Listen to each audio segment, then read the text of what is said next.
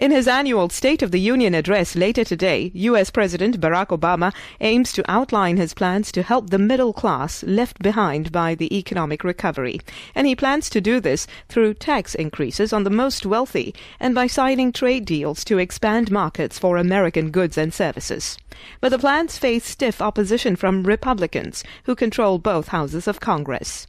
The president is also expected to update Americans on the threat of extremists 2 weeks after 17 people were killed in attacks in France.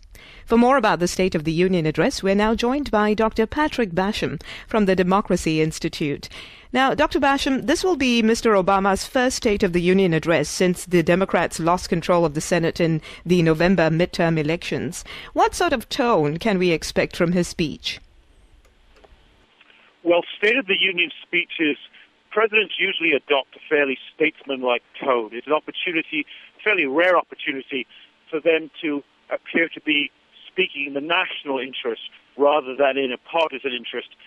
But the proposals, as you've touched on in your introduction, that President Obama has been putting forward suggest that he won't be as statesman-like as one might have supposed, and that he's actually going to articulate and enunciate the partisan differences between the Democrats and the Republicans.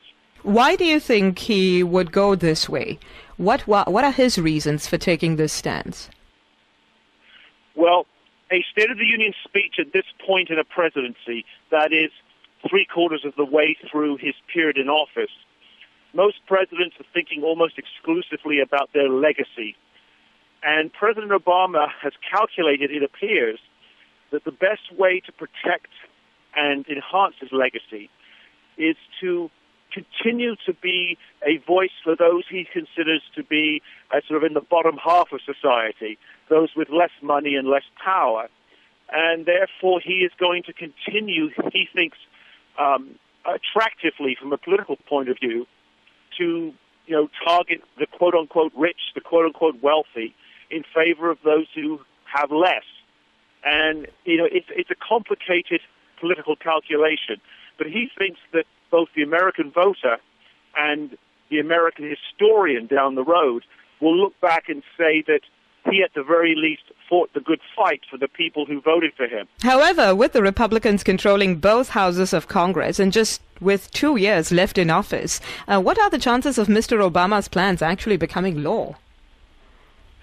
Not very good is the short answer. The slightly longer answer is that there are opportunities perhaps for compromise with Republicans, perhaps on tax reform, perhaps on immigration.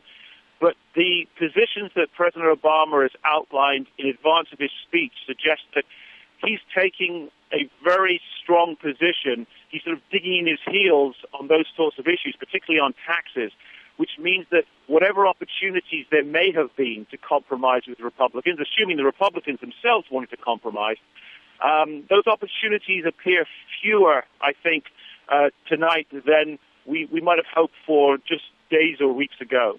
Thank you very much for that, Dr. Basham. Dr. Patrick Basham there from the Democracy Institute. Thanks for joining us.